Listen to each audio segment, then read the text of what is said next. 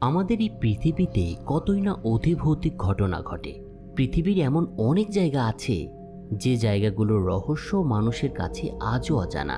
আজ আপনাদের ঠিক তেমনই একটা রহস্যময় জায়গার গল্প শোনাবো। আর গল্পটা বলা হয়েছে দ্য ডিপ ডার্ক নামে একটা মুভিতে। আর সেই মুভির এক্সপ্লেনটাই আপনাদেরকে আজকে শোনাতে চলেছি। এই রহস্যময় জায়গাটা ছিল উত্তর ফ্রান্সের একটা খনির গুহা। এই খনির গভীরতা ছিল প্রায় 1 কিলোমিটার। 1856 সালে একদল শ্রমিক এই খনিতে কাজ করার সময় প্রাচীন একটা গুহা আবিষ্কার করে। কিন্তু এই গুহার মধ্যে বসবাস করা ভয়ঙ্কর একটা প্রাণীর রোষের শিকার হয় সেই শ্রমিকদের সবাই। সেই ঘটনার পরেও এই খনির বিভীষিকা সেই অঞ্চলের বাসিন্দাদের মনে প্রচণ্ড একটা আতঙ্ক তৈরি করেছিল। আর সেটা রয়ে গিয়েছিল বছরের পর বছর ধরে। বন্ধুরা, গল্পটা খুব গা ছমছমে মনে হচ্ছে, তাই না? আপনাদের জন্য উত্তর ফ্রান্সের খনি সেই গা ছমছমে ঘটনাটাই কিন্তু আজ বলতে চলেছি। ধৈর্য ধরে শুনতে থাকুন। আশা করি এক্সপ্লেইনটা আপনাদের ভালো লাগবে। আর যদি ভিডিওটি ভালো লাগে, এখন আপনাদেরকে সাবস্ক্রাইব করতে বলছি না, যদি ভালো লাগে তবেই চ্যানেলটাকে আপনারা সাবস্ক্রাইব করে রাখতে পারেন। 1856 সালে একদল শ্রমিক খনিতে কাজ করার সময় প্রাচীন একটা গুহা আবিষ্কার করে। তারা ভেবেছিল খুঁজে পাওয়া এই নতুন গুহায় আরও বেশি পরিমাণে খনিজ সম্পদ তারা পেতে চলেছে। কিন্তু যে শ্রমিক এই গুহাটা খুঁজে পেয়েছিল সে একসময় খেয়াল করে তার সাথে নিয়ে আসা ক্যানারি পাখিটা মারা গিয়েছে। অদ্ভুত এই বিষয়টা সেই শ্রমিকের মনে একটু ভয় ধরিয়ে দেয়। সেই সময়টাতে এই মাইনাররা বিশ্বাস করত এই পাখিগুলো তাদের সৌভাগ্য বয়ে আনবে এবং যে কোনো রিস্ক থেকে তারা রক্ষা পাবে। তাই তারা ঝুঁকিপূর্ণ কোনো কাজে যাওয়ার আগে সাথে করে নিয়ে যেত ওই পাখিদের। পাখির মৃত্যু দেখে সেই লোকটার মন এবার একটু খারাপই হয়ে যায়। তাই সে একজন দক্ষ মাইনারকে খুঁজে বের করে এবং তাকে বলে এটা কেন হলো সেটা দেখতে। এই দক্ষ মাইনারদেরকে তখন মাস্টার বলা হতো। এরা ছিল খুবই অভিজ্ঞ মাইনার। সব শুনে মাস্টার এবার বিড়বিড় করে কিছু শব্দ উচ্চারণ করেন এবং তারপর সে আলো জ্বেলে সেই গুহায় প্রবেশ করেন। কিছুক্ষণ পর হঠাৎ অস্বাভাবিক কিছু শব্দ শুনতে পায় সে এবং আবছা আলোর মধ্যে হঠাৎ কিছুক্ষণের জন্য তীক্ষ্ণ কিছু নখ দেখতে পান। মাটির এই গভীরতায় এটা দেখে মাস্টার এবার এতটাই ভয় পেয়ে যান যে হাতে থাকা মোমবাতিটা ফেলে দৌড়াতে শুরু করে সে। কিন্তু ঠিক তখনই সেই গুহার ছাদ সম্পূর্ণভাবে ভেঙে পড়ে তাদের উপরে। আর বলাই বাহুল্য সবাই সেই ছাদ ধসে ভিতরে আটকে যায়। সেদিন সেখানে সবারই মৃত্যু ঘটেছিল এবং সেই ঘটনার পর খনি কর্তৃপক্ষ খনিটিকে বন্ধ করে দেওয়ার সিদ্ধান্ত নেয়। তার পরের 100 বছর এই খনিটা বন্ধই ছিল। কিন্তু ঘটনার ঠিক 100 বছর পরে কর্তৃপক্ষ খনিটা আবার রিওপেন করার সিদ্ধান্ত নেয়। কারণ ছিল বার্থিয়ার নামে এক খনি গবেষক। এই খনি গবেষকের বিশেষ একটা অনুরোধে খনিটা খুলে দেওয়া হয়। কিন্তু প্রথমে বার্থিয়ারের অনুরোধটা প্রত্যাখ্যান করা হলেও এই খনি গবেষক যখন খনির ভিতরে প্রবেশ করার জন্য কর্তৃপক্ষকে অনেক অর্থ প্রদান করার প্রস্তাব দেন, তখন অর্থের লোভে খনির দায়িত্বে থাকা ডিরেক্টর রাজি হয়ে যায়। কিন্তু নিরাপত্তার জন্য তিনি গবেষকের সাথে কয়েকজন খনি শ্রমিককে দিয়ে দিয়েছিলেন। তো সব প্রস্তুতি শেষ করে কিছুক্ষণের মধ্যে বার্থিয়ারকে নিয়ে সেই দলটি লিফটে করে খনির গভীরে যাত্রা শুরু করে। কিন্তু এই মানুষগুলো জানতো না তারা কোন নরকে প্রবেশ করতে যাচ্ছে। কিছুক্ষণের যাত্রা শেষে বার্থিয়ারের সাথে আসা দলটি খনির 930 মিটার গভীরতায় এসে পৌঁছায়। বার্থিয়ার সবাইকে লিফট থেকে নামিয়ে গবেষণার জন্য একটা জায়গা খুঁজতে শুরু করেন। কিছুক্ষণের চেষ্টার পর সাথে নিয়ে আসা যন্ত্র ব্যবহার করে সে সবাইকে জানায় সে যেটা খুঁজতে এসেছে সেটা খনির আরও গভীরে রয়েছে। তাই সে অন্য মাইনারদের নিচের অংশে বিস্ফোরক দিয়ে একটা ফাটল তৈরি করে দিতে বলেন। কিন্তু তার এই কথায় এবার অনেকেই রাজি হয় না। শ্রমিকদের বক্তব্য হলো এখানে বিস্ফোরণ ঘটালে তাদের উপরে ছাদ ভেঙে পড়বে। তবে এদের মধ্যে রোলার নামে এক মাইনারের তৎপরতায় শেষ পর্যন্ত মেঝেতে বোমাগুলো সেট করা হয়। বিস্ফোরণের পর একটা গর্ত মতো তৈরি হয়। সেই গর্তের ভেতর উকি দিয়ে এবার ভেতরটা দেখার চেষ্টা করে কেউ। কিন্তু ঘুটঘুটে অন্ধকার খনি শ্রমিকদের মনে একটা অদ্ভুত ধরনের ভয় তৈরি করে। কয়েকজন সেখান থেকে পিছিয়ে আসতে শুরু করে। সার্বিক পরিস্থিতি বিবেচনা করে রোনাল্ড বার্থিয়ারের কাছে জানতে চায় নিচে ঠিক কি আছে এবং সে আসলে কি খুঁজতে এসেছে এবং কেন তারা তার জন্য এতটা ঝুঁকি নিতে যাচ্ছে। কিন্তু বার্থিয়ার তাদের কোনো কিছুই বলতে চায় না। তাই উপায়ন্ত না দেখে একান্ত বাধ্য হয়েই মনে ভয় নিয়ে সিসা নামের এক শ্রমিক সেই ফাটল দিয়ে নিচে নেমে আসে। ভেতরের চারপাশটা দেখে জায়গাটা নিরাপদ নিশ্চিত করার পরে অন্য শ্রমিকরা তারপর একে একে ভেতরে নেমে আসে। আর এবারে লক্ষ্য করা যায় এই জায়গাটা একসময় খনির একটা অংশ ছিল এবং উপরের সরু প্যাসেজ থেকেই এই অংশটা বেশ বড়। তাছাড়া জায়গাটা যে বেশ ভালোভাবে নির্মাণ করা হয়েছিল এটা খনির ভেতরের অবস্থাটা দেখলেই বোঝা যায়। কিন্তু এই মসৃণ কাঠামোকে রোল্যান্ড স্বাভাবিকভাবে তৈরি বলে মনে করে না। এছাড়া তার 100 বছর আগের সেই ভয়ঙ্কর কিংবদন্তির কথাও মনে পড়ে যায়। রোল্যান্ড জানে 100 বছর আগে এখানে দুর্ঘটনার কারণে কয়েক ডজন শ্রমিক চাপা পড়ে মারা গিয়েছিল। পরবর্তীতে যখন তাদের উদ্ধারের জন্য উদ্ধারকারী দল পাঠানো হয় তখন তারা একটা লাশও খুঁজে পায়নি। তাই তার মনে হতে শুরু করে যদি কিংবদন্তিটি সত্যিই হয় তবে তারা হয়তো এখানে আটকা পড়তে যাচ্ছে। এই কথাগুলো এবার যখন সে অন্যদের বলে তখন সবাই ভয়ে কুঁকড়ে যায়। কিন্তু বার্থিয়ার তখন অন্য এক ধ্যানে ব্যস্ত। কারো মতামত এবং অবস্থা তোয়াক্কা না করে সে সামনের অন্ধকারের দিকে এগিয়ে যেতে শুরু করে। কিছুক্ষণ পরে সে হঠাৎ করেই যেন অদৃশ্য হয়ে যায়, কিন্তু সে কোথায় গেল সেটা কেউ বুঝতেই পারে না। এরপর সবাই বার্থিয়ার যেদিকে গিয়েছে সেদিকে এগিয়ে যেতে শুরু করে। কিন্তু কিছুটা এগিয়েই তারা দেখতে পায় সামনের করিডোর দুটো ভাগে ভাগ হয়ে গিয়েছে। কিন্তু বার্থিয়ার কোন পথে গিয়েছে সেটা তারা নিশ্চিতভাবে বুঝতে পারছিল না। যেহেতু শ্রমিকরা বুঝতে পারছিল না তারা কোন পথে যাবে, তাই তারা রোল্যান্ডের কাছে এই বিষয়ে পরামর্শ চায়। সব দিক বিবেচনা করে রোল্যান্ড শ্রমিকদের দুটো দলে ভাগ হয়ে দুটো পথে যেতে বলে। সে মিগুয়েল নামে এক শ্রমিককে ডান দিকের সুড়ঙ্গে এবং লুই ও সান্তিনি আমিন নামে দুই শ্রমিককে বাম দিকের সুড়ঙ্গ ধরে এগিয়ে যেতে নির্দেশ দেন। ভেতরে যেতে যেতে তারা সবাই বার্থিয়ারের নাম ধরে ডাকতে থাকে, কিন্তু দুর্ভাগ্যবশত তারা বার্থিয়ারের থেকে কোনো সাড়াই শুনতে পায় না। এরপর সবাই যখন খনির আরও গভীরে যাওয়ার প্রস্তুতি নিচ্ছে তখন শান্তিনী হঠাৎ কিছু একটা আবিষ্কার করে। সে একটা শুকিয়ে যাওয়া মৃতদেহ দেখতে পায়। শুকিয়ে যাওয়া দেহটা দেখে সে বুঝতে পারে এটা খুব কঠিন নয় যে এই ব্যক্তি 100 বছর আগের সেই শ্রমিকদের একজন ছিল। এটা একজন হতভাগ্য খনি শ্রমিকের লাশ যে সে সময় এখানে আটকা পড়ে গিয়েছিল। তবে লুইসকে এবার একটা কাজ করতে দেখা যায়। এই লুইস ছিল একজন লোভী শ্রমিক। সে দেরি না করে শুকিয়ে যাওয়া মৃতদেহের মধ্যে খুঁজতে শুরু করে। সে আসলে দেখতে চাইছিল কোনো মূল্যবান ধনরত্ন এই মানুষটি তার কাছে লুকিয়ে রেখেছিল কিনা। কিন্তু আমির মৃতদেহের হাতে একটা অদ্ভুত আকৃতির পাথর খুঁজে পায়। তবে লুই সেটা ছোঁ মেরে ছিনিয়ে নেয় তার কাছ থেকে এবং মুখ দিয়ে কামড়াতে শুরু করে। সে ভেবেছিল এটা কোনো রত্ন পাথরের বাক্স হবে বা রত্ন পাথর টাইপেরই কিছু হবে, কিন্তু দেখা যায় এটা একটা সাধারণ পাথর। এরপর আমির আশেপাশের দেয়ালে লাল কালিতে আচ্ছাদিত কিছু লেখা দেখতে পায়। সে বুঝতে পারে এই খনিতে মৃত্যুবরণ করার আগে এগুলোই ছিল হতভাগ্য লোকটির শেষ কথা। কিন্তু এই লেখাগুলো তারা যখন পড়তে শুরু করে তখন দুজনের মনে একটা ভয়ের শিহরণ খেলে যায়। তাদের মেরুদণ্ডের ঠান্ডা একটা স্রোত অনুভব করতে শুরু করে তারা। ওদের হকচকিত অবস্থার মধ্যেই পেছন থেকে লুই সেই কঙ্কালটা দিয়ে তাদের ভয় দেখায়। যা হোক, এরপর তারা তিনজন একটু আগের সেই রাস্তার মোড়ে ফিরে আসে। এরপর রোল্যান্ড এবং অন্যদের সাথে তারা যোগ দেওয়ার চিন্তা করে। অন্যদিকে ঠিক সেই সময় রোল্যান্ড বার্থিয়ারকে খুঁজে পায়। আমির এবং লুই যখন সেখানে পৌঁছায় তখন তারা বার্থিয়ারকে দেয়ালে ছবি তুলতে দেখতে পায়।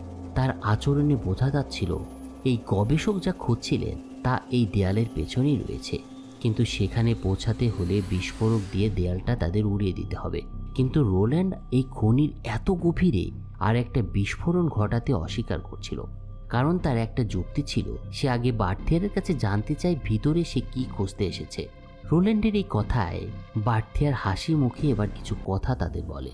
সে তাকে বলে এটা ইতিহাসের সর্বশ্রেষ্ঠ আবিষ্কার হতে চলেছে। গবেষকের কথা শুনে কিছুটা ইতস্তত করে রোল্যান্ড শেষ পর্যন্ত একটা বিস্ফোরক ঘটানোর প্রস্তুতি নেয়। তবে সে বলে তারা যখনই বার্থিয়ারের প্রয়োজনীয় জিনিস পেয়ে যাবে তখনই তারা এখানে দেরি না করে চলে আসবে। রোল্যান্ডের কথায় বার্থিয়ার সম্মত হয় এবং এরপর মিগুয়েল দেয়ালে বিস্ফোরণ বসানোর কাজ শুরু করে। বিস্ফোরণের পর ধুলো পরিষ্কার হয়ে আসলে দেখা যায় তাদের চোখের সামনে আরেকটা নতুন গুহা উন্মোচন হয়েছে। এটা দেখে তাদের কাছে এটাকে একটা প্রাচীন সমাধি বলেই মনে হয়। ভেতরে ঢুকে তারা আরও লক্ষ্য করে ভেতরে অনেকগুলো স্তম্ভ রয়েছে এবং সমস্ত স্তম্ভ জুড়ে অদ্ভুত সব শিলালিপি খোদাই করে লেখা আছে। গুহার আরেকটু ভেতরে গিয়ে ওরা একটা গোলাকৃতির পাথরের দরজা খুঁজে পায়। সেই দরজা দিয়ে ভেতরে ঢুকে অনেক কঙ্কাল দেখতে পায় দলটা। কঙ্কালগুলো থেকে একটু দূরে এই চেম্বারের ঠিক মাঝখানে তারা অদ্ভুত আকৃতির একটা পাথরের কফিন দেখতে পায়। কফিনটা দেখে সবার মধ্যেই অদ্ভুত এক ধরনের অস্বস্তি হতে শুরু করে। এ সময় রোনাল্ডের অনুরোধে বার্থিয়ার দ্রুত সেই কফিনের কিছু ছবি তোলে এবং তারপর সবাই সেখান থেকে বেরিয়ে আসে। দলটা এবার সরাসরি খনির প্রবেশ মুখে এসে দাঁড়ায়, কিন্তু সেখানে অদ্ভুত একটা ব্যাপার লক্ষ্য করা যায়। পোলো নামের তাদের এক মাইনার একটা সাদা ঘোড়া খনির নিচে নামিয়ে দিয়েছে। তার এটা নামানোর লক্ষ্য ছিল যাতে খনির প্যাচেস ধরে হাঁটাহাঁটি না করে এটার উপরে চেপে ভেতরটা ভালোভাবে পর্যবেক্ষণ করা যায়। কিন্তু ঠিক তখনই ঘোড়াটি হঠাৎ অস্থির হয়ে ওঠে। মাইনারের হাত থেকে মুক্ত হয়ে অবলা জন্তুটা অন্ধকার খনির গভীরের দিকে ছুটে যায়। ঘোড়ার এ ধরনের আচরণে মনে হচ্ছিল সে যেন কোনো বিপদ অনুভব করতে পেরেছে। এর কিছুক্ষণ পরে হঠাৎ একটা ধস নামে।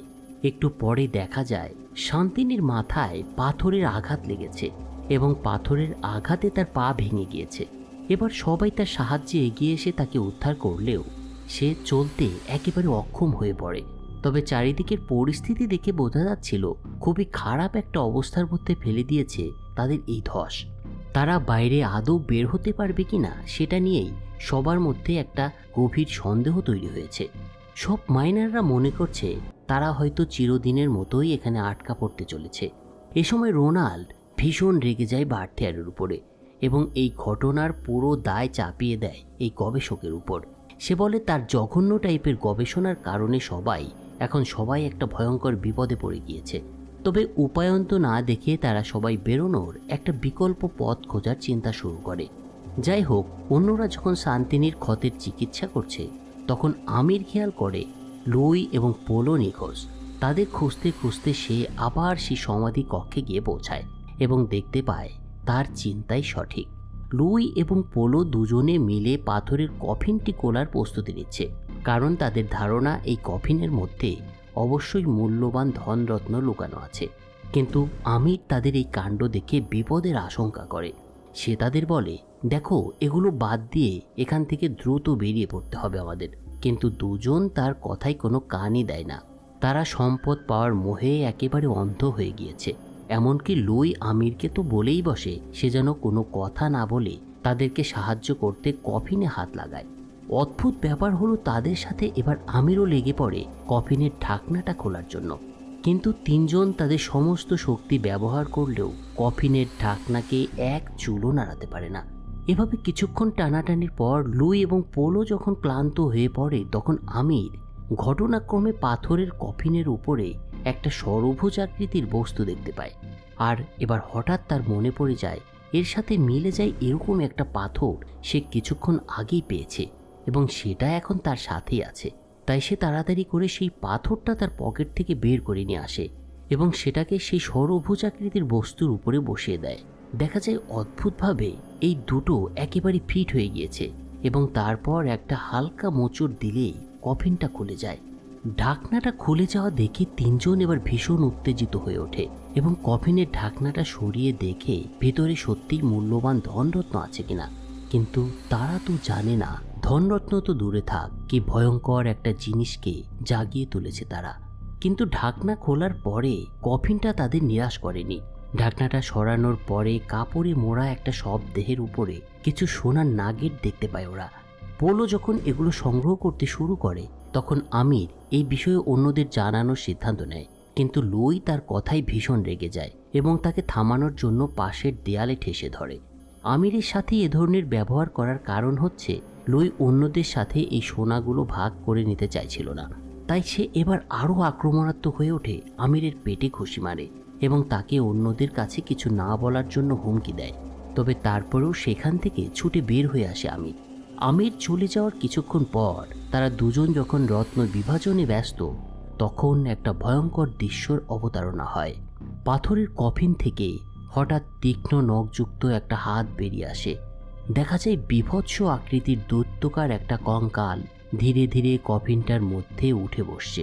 পেছনে অদ্ভুত অস্বাভাবিক কিছু ঘটছে সেটা বুঝতে পেরে দুজন যখন ঘুরে তাকায় তখন সেই বীভৎসতা দেখে দ্রুত সেখান থেকে ভয় পেয়ে চলে আসে ওরা। তাদের থেকে কিছুটা দূরে বসে থাকা আমির এই শব্দটা শুনে উঠে দাঁড়ায়। ঠিক এ সময় সে দেখতে পায় লুই এবং পোলো দরজা দিয়ে দৌড়ে বেরিয়ে আসছে। তবে আমির এ সময় ঠিক তাদের পেছনে ভয়ঙ্কর সেই দৃশ্যটা দেখতে পায়। ওদের চিৎকারের মধ্যেই সে খেয়াল করে তাদের পেছনে কিছু একটা অনুসরণ করে আসছে।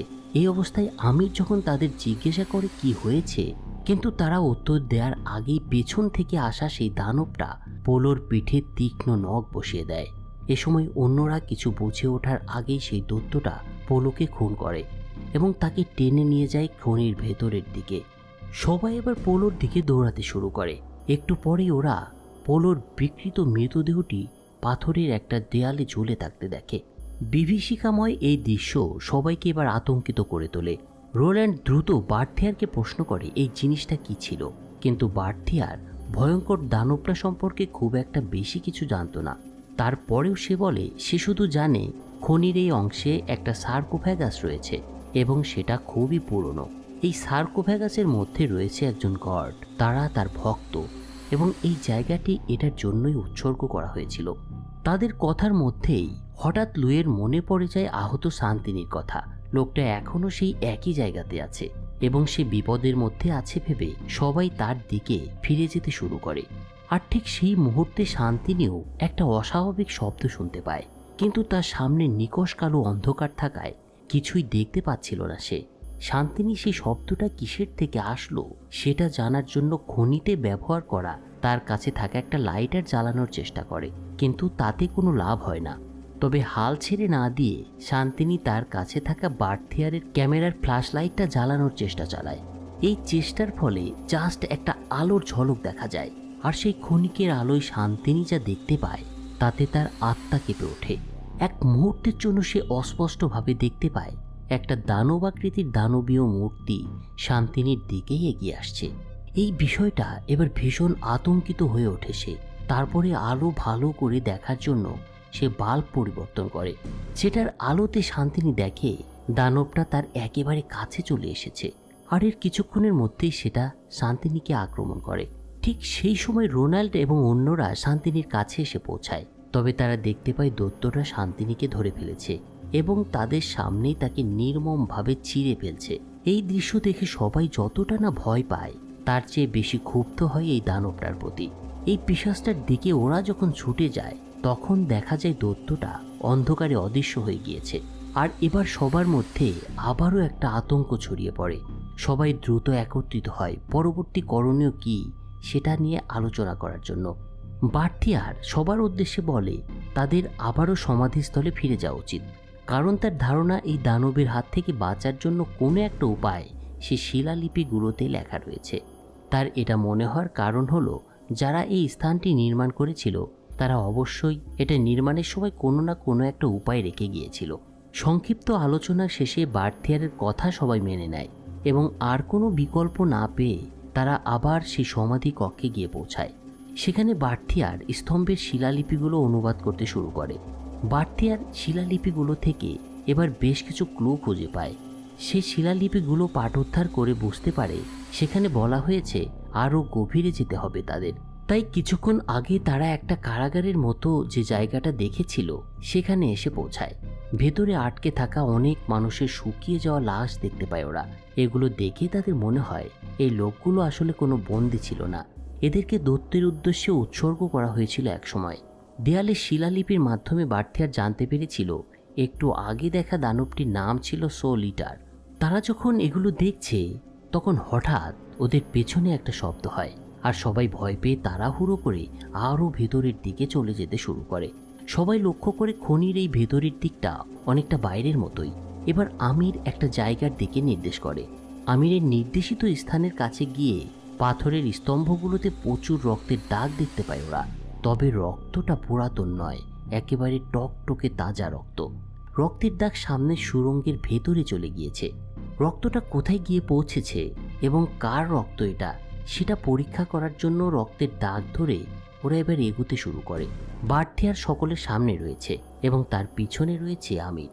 একেবারে ঘাড়ের উপরে নিঃশ্বাস ফেলে তাকে অনুসরণ করছে ছেলেটা। একটু পরেই ওরা দেখতে পায় রক্তের মালিক সেই পালিয়ে যাওয়া ঘোড়াটা, এবং ঘোড়াটার এই অবস্থা কে করেছে সেটা আর বুঝতে বাকি থাকে না ওদের। এর কিছু সময় পর বার্থিয়ার একটা গাদ্দারি করে বসে।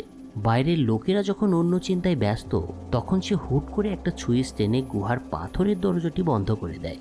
বার্থিয়ারের কথায় মনে হয় সে এই গুহা থেকে বেরিয়ে আসার একটা ক্লু জানে। এসব দেখে আমির তাকে বলে বাইরের লোকেরা একবার যদি বুঝতে পারে বার্থিয়ার তাদের সাথে এটা করেছে, তবে তার সাথে সাথে তাকেও আস্ত রাখবে না তারা। কিন্তু বার্থিয়ারকে কোনো রকম চিন্তিতই হতে দেখা যায় না। এদের কথাবার্তার মধ্যেই সেই মুহূর্তে রোনাল্ড এবং অন্যরা বাইরে থেকে সেই পাথরের দরজাটা খোলার চেষ্টা করতে থাকে। তারা ভাবে কোনোভাবে হয়তো ওই দরজাটা আটকে গিয়েছে এবং এই খনি থেকে বের হওয়ার একটা রাস্তা ভেতরে আছে। অন্যদিকে দেখা যায় বার্থিয়ার পাথরের দেয়ালে সেখান থেকে বেরিয়ে আসার একটা পথ খুঁজে পেয়েছে। কিন্তু তারা দুজন যখন উঠে বেরিয়ে যাবে, ঠিক তখনই আমির খেয়াল করে সেই ঘোড়ার লাশটা নড়াচড়া করতে শুরু করেছে।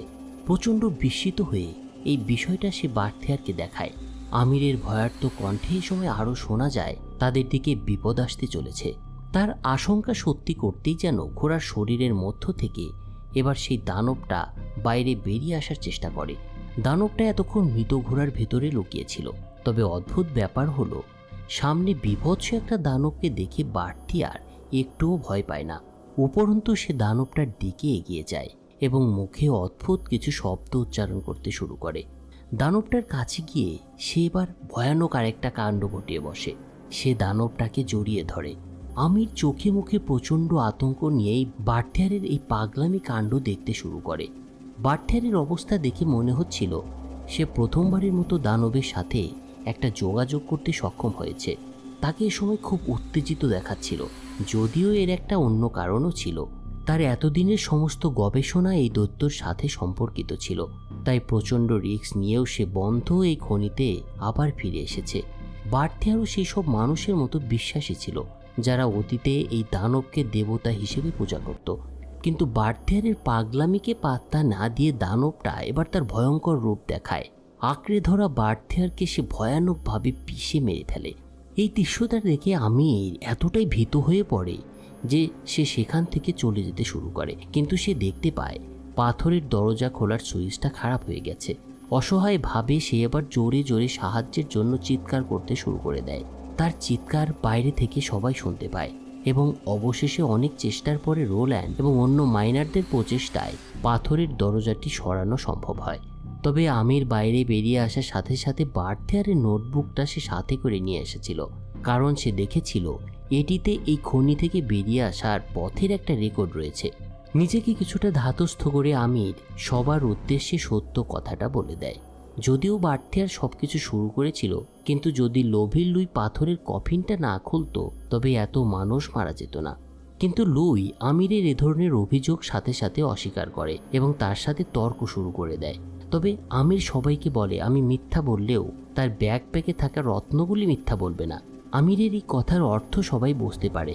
একসময় মিগুয়েল নামে একজন লোক ক্রুদ্ধ হয়ে ওঠে এবং লুইকে একটা ঘুষি মেরে বসে। তবে রোনেল তাদেরকে শান্ত হতে বলে এবং সবার উদ্দেশ্যে সে একটা ঘোষণা করে, লুইয়ের ব্যাকপ্যাকের রত্নগুলি এখন আর তার নয়, বরং যারা মারা গিয়েছে তাদের পরিবারের ক্ষতিপূরণ বাবদ এগুলো দেয়া হবে। পরিস্থিতি প্রতিকূল দেখে রোল্যান্ডের এই ঘোষণা লুইকে মেনে নেওয়া ছাড়া কোনো উপায় থাকে না। এরপর আমির বলে সে বের হওয়ার একটা পথ সম্পর্কে জানে এবং তারপর সে তার সাথে অন্য তিনজনকে বের হওয়ার একটা পথের দিকে নিয়ে যায়। কিন্তু তারা জানে না পাথরের দরজা দৈত্যকে থামিয়ে রাখতে পারবে না। চলতে চলতে আমির বার্থিয়ারের রেখে যাওয়া নোটগুলি অধ্যয়ন করতে শুরু করে, কিন্তু সে হঠাৎ একটা শব্দ শুনতে পায়। এই শব্দটা ছিল ওদের সবার জন্যই একটা বিপদ সংকেত। তাই বিপদ বুঝতে পেরে সবাই দ্রুত আলো নিভিয়ে দেয় এবং দৈত্যর আক্রমণ থেকে বাঁচার জন্য লুকানোর চেষ্টা করে। কিন্তু এ সময় লুইয়ের মনে হয় এই অন্ধকার তাদের বিপদ আরও বাড়াবে, তাই সে একটা বাতি জ্বালিয়ে দেয়। আর ঠিক তখনই সে দেখতে পায় তার পাশে দৈত্যটিকে। সেই অবস্থায় মিগুয়েল একটা অস্ত্র নিয়ে ছুটে আসে তার কাছে, কিন্তু দৈত্যটা তার গলা চিরে ফেলে। এরপর সে লুইসকে অন্ধকারের দিকে টেনে নিয়ে যায়। শুধুমাত্র রোল্যান্ড এবং আমির একটা প্রোব দিয়ে সেখান থেকে পালিয়ে আসতে সক্ষম হয়। নিরাপদ একটা জায়গায় পৌঁছে তারা দুজন দ্রুত বার্থেয়ারের নোট অনুসারে বের হওয়ার জন্য একটা পথের অনুসন্ধান চালিয়ে যায়। তবে সবকিছুর জন্য এবার আমিরের মনে অপরাধবোধ জাগতে শুরু করে। সে ভাবে এই দুরবস্থার জন্য সেও দায়ী, কারণ সেও লুইস এবং পোলোর সাথে কফিনের ঢাকনা খুলতে সাহায্য করছিল। এই কথাগুলো যখন সে রোল্যান্ডকে বলে, তখন রোল্যান্ড তাকে নিজেকে দোষারোপ করতে নিষেধ করে। সে আমিরকে বলে এখন সর্বোচ্চ অগ্রাধিকার হলো খনি থেকে বেরোনোর একটা পথ খুঁজে বের করা। বার্থেয়ারের নোটের নির্দেশনা অনুযায়ী যখন তারা তাদের গন্তব্যের কাছে এসে পৌঁছায়, তখন তারা দেখতে পায় এখান থেকে বের হওয়ার কোনো পথই নেই। সেখানে চারিদিকে শুধু হাড় পড়ে আছে। স্পষ্টতই বোঝা যায় এরা সবাই খনি শ্রমিক ছিল, যারা 100 বছর আগে এখানে দুর্ভাগ্যজনকভাবে মারা গিয়েছিল। সমস্ত প্রচেষ্টা ব্যর্থ হয়েছে বুঝতে পেরে দুজন এবার হতাশ হয়ে মাটিতে বসে পড়ে। আমির রাগ করে বার্থেয়ারের নোটটা অন্যদিকে ছুড়ে দেয়, কিন্তু রোল্যান্ড মাটি থেকে এবার নোটবুকটা তুলে নেয়। নোটবুকে হঠাৎ তার চোখ যায়। সে দেখতে পায় সেখানে একটা পথের কথা উল্লেখ রয়েছে, যে পথ দিয়ে তারা বের হতে পারবে। আগের অনুসারীরা উল্লম্ব একটা খাতটি ব্যবহার করেছিল এখান থেকে বের হওয়ার জন্য। এই উল্লম্ব খাতটি বা এই লম্বা সুড়ঙ্গটি সরাসরি খনির পৃষ্ঠের দিকে তাদের নিয়ে যেতে পারে। মনে একরাশ আশা নিয়ে দুজন এরপর যাত্রা শুরু করে সেদিকে। কিন্তু ঠিক সেই সময় দৈত্যটি হঠাৎ উপস্থিত হয় তাদের সামনে এবং আমিরকে একটা গর্তের মধ্যে টেনে নিয়ে যায়। রোল্যান্ড গিয়ে তাকে বাঁচানোর চেষ্টা করলেও ততক্ষণে অনেক দেরি হয়ে যায়। একে একে অধীনস্থদের মরতে দেখে রোল্যান্ড আর নিজেকে ধরে রাখতে পারে না, কিন্তু উদ্ধার হওয়ার আশা লোকটি এখনো ছাড়েনি। তাই মেজাজ ঠিক রেখে সেই উল্লম্ব খাদের দিকে আবার যাত্রা শুরু করেছে। অনেক সময় ধরে প্রচেষ্টার পর রোল্যান্ড হাড়ের স্তূপ দিয়ে ভরা একটা জায়গায় এসে পৌঁছায়। সে দেখতে পায় ঠিক এর উপরেই রয়েছে প্রস্থানের কাঙ্ক্ষিত পথ। অন্যদিকে দেখা যায় দানবের হাতে ধরা পড়া আমির তখনও মারা যায়নি, সে অজ্ঞান হয়ে গিয়েছিল। জ্ঞান ফিরলে সে নিজেকে এবার অদ্ভুত একটা জায়গায় খুঁজে পায়। সাবধানে চারপাশটা দেখে সে বুঝতে পারে এটা অন্য একটা গুহা। একসময় সামনের একটা লাল আলোর রেখা সে খেয়াল করে, আর তারপরে সেটাকে অনুসরণ করতে শুরু করে। সে কিছুটা এগিয়েই তার চোখে পড়ে আরও একটা বড় গুহা। সে দেখতে পায় তার মাঝখানে মানুষের হাড় দিয়ে তৈরি একটা অগ্নিকুণ্ড জ্বলছে, আর ঠিক সেটার পেছনেই একটা চেয়ারে বসে আছে সেই দৈত্যটা। তার সামনেই রয়েছে একজন মানুষ। আমির এবার এই লোকটাকে চিনতে পারে, এটা হলো লুই। লোকটা এখনো একেবারে মারা যায়নি। আমির লুইকে দেখে সেই দানবের কাছে মিনতি করে তাকে ছেড়ে দেওয়ার জন্য, এবং তারপরে তার কাছে জানতে চায় সে আসলে কি চায়। এবার দানবটা তার কথার প্রতিক্রিয়া জানায়, কিন্তু আমির বলে সে বুঝতে পারছে না তার কথা। এ সময় আমিরের এই শব্দগুলির কারণে দৈত্যটি বিরক্ত হয়ে লুইয়ের মাথা ছিঁড়ে ফেলে এবং ধীরে ধীরে তার সাথে যোগাযোগের উপায় হিসেবে আমিরের দিকে হাঁটতে থাকে। দেখা যায় আমির পাথরের কফিনটি খোলার জন্য যে চাবিটি ব্যবহার করেছিল, দানবটি সেটা পেতে চাইছে এবং পূর্ণ স্বাধীনতা পেতে চাইছে সে, আর এ কারণে তার আমিরের আত্মা প্রয়োজন। তবে এর বিনিময়ে দানবটা আমিরকে পরবর্তী সলিটার হিসেবে প্রতিস্থাপন করবে বলে জানায়। কিন্তু আমিরের তার কথার দিকে কোনো কানে নেই। সে দানবটার সাথে লড়াই করার জন্য প্রস্তুত হয়। দৈত্যটা যখন তাকে আলিঙ্গন করে, তখন সে দৈত্যটাকে ছুরিকাঘাত করার জন্য তার হাতে থাকা একটা ছোরা ব্যবহার করে। সে যখন দৈত্যটির পাঁজরে ছোরাটা বসিয়ে দেয়, তখন সেটা আহত হয়, আর এই ফাঁকে আমির দ্রুত সেখান থেকে পালিয়ে আসে। পালানোর পরে প্যাসেজ ধরে একটা সংকীর্ণ পথ অনুসরণ করতে শুরু করে আমির, এবং ঘটনাক্রমে সেই উল্লম্ব খাদের কাছে পৌঁছে যায় যেখানে রোল্যান্ড অবস্থান করছিল। আমিরও দেখতে পায় এই সময় রোল্যান্ডকে। তারপর তার সাহায্যে আমির সফলভাবে উপরের দিকে উঠতে শুরু করে। কিন্তু ঠিক একই সময়ে দৈত্যর গর্জন তাদের কানে আসে। তারা খেয়াল করে তাদের পিছু পিছু উঠে আসছে সেই দৈত্যটা। তাই দুজনে তাড়াতাড়ি করে তাদের সব শক্তি খরচ করে উপরের দিকে উঠতে থাকে। শেষ পর্যন্ত হয়তো এই দৈত্যটির হাত থেকে তারা বাঁচতে পারবে না। তাই দানবটাকে ঠেকানোর জন্য রোল্যান্ড তার কাছে থাকা অবশিষ্ট কিছু বিস্ফোরক এই পথের ক্র্যাভিসে রেখে দেয় এবং তারপরে উপরে উঠতে শুরু করে। কিন্তু যখন ফিউজ আর বাড়ানো সম্ভব হয় না, তখন তারা দ্রুত ডেটোনেটরকে সংযুক্ত করে দেয়, আর ঠিক সেই মুহূর্তে সেই দৈত্যটিও উপরের দিকে উঠতে থাকে। রোল্যান্ড বিস্ফোরণে বিস্ফোরক ঘটাতে চলেছে, আর ঠিক সেই সময়ই একটা দুর্ঘটনা ঘটে যায়। হ্যান্ডেলটি তার হাত থেকে পিছলে পড়ে যায়। নিচের দিক থেকে দৈত্যটা উঠে আসছে। দৈত্য এবং তার মাঝামাঝি পড়ে রয়েছে হ্যান্ডেলটা। কিছুক্ষণ দ্বিধায় থেকে আমির ফিরে যায় হাতলটি নিয়ে আসতে।